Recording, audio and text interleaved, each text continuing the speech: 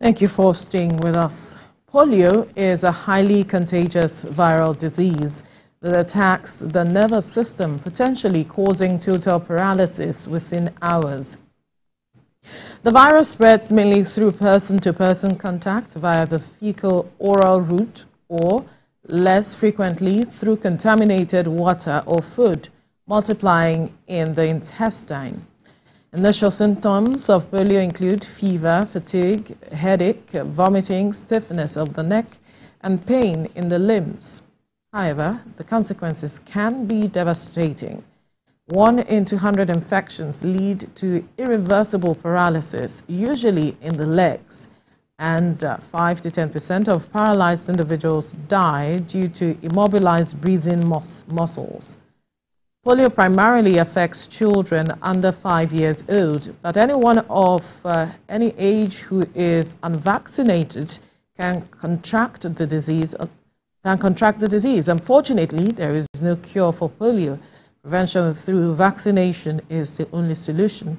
Fortunately, two effective and safe vaccines are available: oral polio vaccine, that's the OPV, and inactivated polio vaccine, IPV.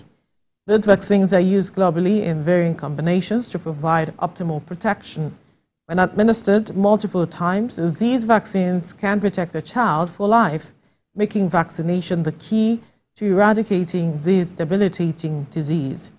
Joining us via Zoom to discuss more on this disease and the crucial need for vaccination is Dr. Tunji Funsho, a physician and cardiologist. Good morning. Thank you for joining us. Good morning. Thank you for having me. Now, talk to us how far we have come with the matter of vaccination and addressing head-on this matter of polio. Thank you very much. That will take us back to about 1985 in terms of the current polio eradication initiative. Rotary, after a successful outing in eradicating polio in the Philippines in the late 70s, felt that if it can be done in the Philippines, it can also be done all over the world. And with the support of WHO, the World Health Assembly, which comprises the nations of the world and the UN, proclaim polio as the #1 priority for eradication, not control. And since then, Rotary has been in the vanguard of advocacy, raising funds to ensure that we get the job done. And we're almost there. We started with polio ravaging 125 countries. We are now down to 2 countries. We started at that time with having, on the average, 1,000 children paralyzed every day. As of the end of last year, we had only 12 cases of polio paralysis. So we've really come a long way, but as usually is, that last mile of a marathon is when you need to dig out all your resources to make sure that you reach the finishing line. And that we intend to do is not a matter of if, it's a matter of when. And talk to us about how far we've come in terms of vaccination, and what are the major challenges affecting addressing this situation head on. Yes, vaccination is the as you mentioned in your opening, vaccination is the only way we can prevent children from being paralyzed by the polio virus, because it has no cure, it has no treatment. Once a child succumbs to polio, the only available measures that we apply is just to help with supporting them to live a life of physical incapacity. So vaccination is very key. Unfortunately, along the line, that's part of the reason why it's taking so long. We've had a lot of pushback from vaccination by people either based on wrong information or cultural or religious belief. have refused to vaccinate their children. We are gradually, seeing the end of that. There are still pockets of resistance, and that is why we're still having some cases, even in this country, the northeastern part of the country, north central, and in recent time in the northeast, where we are having the vaccine variant, not the wild polio virus. But to us, it's the same. Anything that paralyzes children is not acceptable. So we've had that pushback. If you recall, year 2001, 2002, thereabouts, 7 states in the north totally stopped vaccination entirely for any kind of childhood diseases because of these rumors, and these fears that it may harm, our children.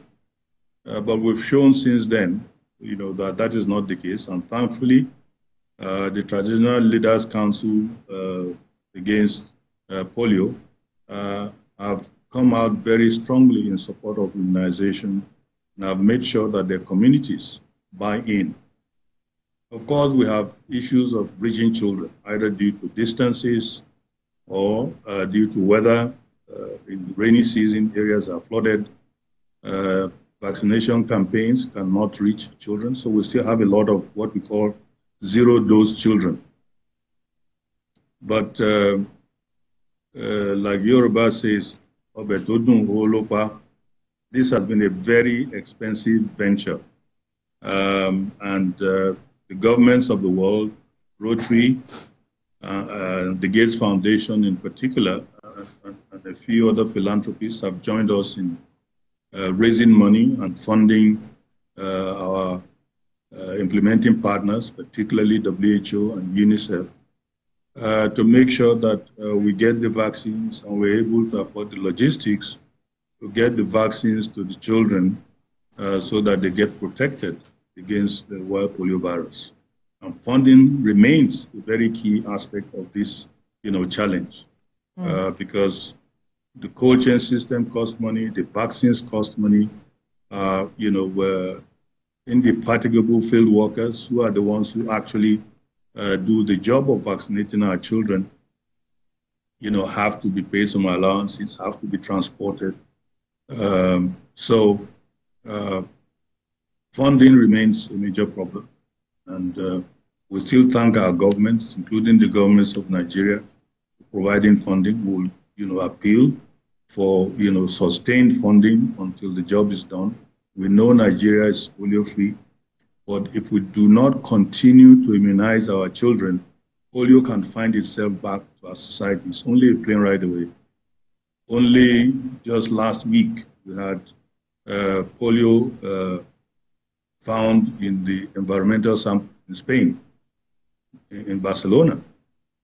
We all are aware that in Gaza, because of the war there, children have gone unimmunized for a year, and we had a paralysis there that required very swift intervention, in which Rotary played a major part of providing about $500,000 for as part of the resources required for the outbreak response. So until the world is certified polio-free, no part of the world is free. So even countries like the United States that were part of the first group of countries to be certified polio-free, they continue to immunize their children because of the risks of importation of the virus into the country. Right. And if children are not immunized, they will get the infection. Right. Now that we know that there are challenges with vaccine hesitancy, as well as the matter of surveillance and all of it, as well as funding, what more or what else is your organization looking to do now to improve on all of these areas so that we address this matter of polio head on? Well, we work in 4 thematic areas. One is advocacy. That is part of what we are doing on the program with partnership, with the media. In this particular case, TVC. I've been on your program quite a few times and a few other channels. The media are a very important, part of this partnership to create awareness and dispel any wrong notions, about both the efficiency and also the safety of vaccines. That's the first thing, creating awareness. Advocacy, we need to continue advocating to our political leaders at national level, state level, local government level, down to the world level. And that is where Rotarians, have, the skill and the reach, because virtually in every ward, every local government, there are Rotarians who have connections to the leadership, either at the traditional level or political level or religious level, to influence parents, and caregivers to make their children available either for routine immunization at the local health centers or make their children available when we go house to house to immunize children. Of course, we continue to raise funds through a lot of sources. Governments are a major source, of the income. Rotarians raise about $50 million every year in the last 5 years, which the Gates Foundation matches 2-to-1. So minimally, we spend $150 million in this polio campaign, and a lot of it comes to Africa. And a lot of that which comes to Africa actually comes to Nigeria, because, the festering of the vaccine variant poliovirus, which is still festering in the Northeast in particular, but also in Kano State, in recent times in Borno State. And then Rotarians themselves participate in immunization days in the field. And we have a unique advantage in the sense that we're not government. So we are not seen as being sent, as an agent of government. We are known in our communities where we go. They trust us. So we assist, number one, in ensuring that we get non-compliance resolved, and households that had refused before. The presence of Rotarians have helped also have access to those children. The other thing, of course, is to keep an eye on the field workers to make sure that they do the right thing in terms of house marking, in terms of ensuring that the children are immunized before they mark their fingers. And also we encourage through gifts the household to bring out their children. We have pluses like biscuits, and sweets and Indomie that we give, immunized children, which encourages the family to bring out any children they may be hiding. And that has helped penetration and increased the coverage and the number of children who are immunized. So let's talk about how much of the health insurance scheme has really been, since we're talking about funding. And to an extent, would you say that, this disease is really restricted to just children? Is there a possibility of adults also, contacting this disease? Oh, definitely. Adults can contact the disease.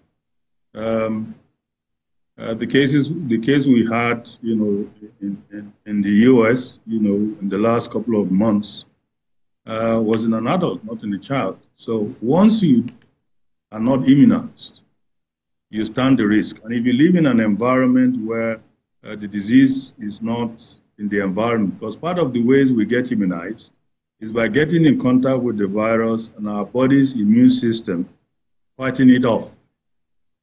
The challenge we have with children is that they are still young. They've not been in the environment long enough to come in contact with the virus at a sub-infection rate to give them immunity. So adults, yes, can contract, the polio and get paralyzed by the polio virus. With regard to health insurance, polio immunization is free. So nobody needs to pay a kobo to have their children immunized. Our vaccination, system in this country, is such that if we go to public health institution or when we go house to house to give this immunization, nobody, ask or should ask, for any payment. So there's no really need to have health insurance in order, to have all the childhood antigens, including the polio vaccine for children. Right. So the workers move from house to house, those who administer the vaccine. Is there also the concern of safety and security for them as well? Is that also a contributing factor to surveillance and also vaccination? Yes, we've had losses. We've had vaccinators targeted and killed in the line of duty in Nigeria. I can think of at least a dozen in Nigeria who have been deliberately targeted, and others in the course of traveling, by road, usually by bikes, to their destinations, had accidents and lost their lives as a consequence of that. But the most dangerous ones is being targeted. And in areas of insecurity, vaccination teams, are followed, by military personnel or vigilantes to ensure that their safety is secured so they can reach children in areas that are not totally secure. Rotary has a program where, families so affected, are given some financial reward to help them cope with the loss of a breadwinner. Because in a lot of cases, some of these vaccinators are the sole breadwinners for their families. Mm-hmm. And still on those who walk from house to house, are there possibly measures in place to, address quackery and the influx of non-professionals in this? To an extent, we will say that there is really no check or form of identification for those who move from house to house. So I'm just asking if there's a measure in place to, identify some of these persons when you see them. Well, our vaccinators, are selected. They are trained. They carry identification. Apart from wearing aprons, most of the time, supplied by Rotary, showing that, these, are authentic vaccinators. We've not had incidents of the vaccination teams, being kind of infiltrated by actors in the field. So that has not occurred, as part of the challenges. Vaccinators are picked up, selected at the local government level. They are trained and usually retrained. And of course, they are supervised in the field because every team has somebody who supervises a group of teams. And again, there are people who are known in the community, so there are no issues of infiltration.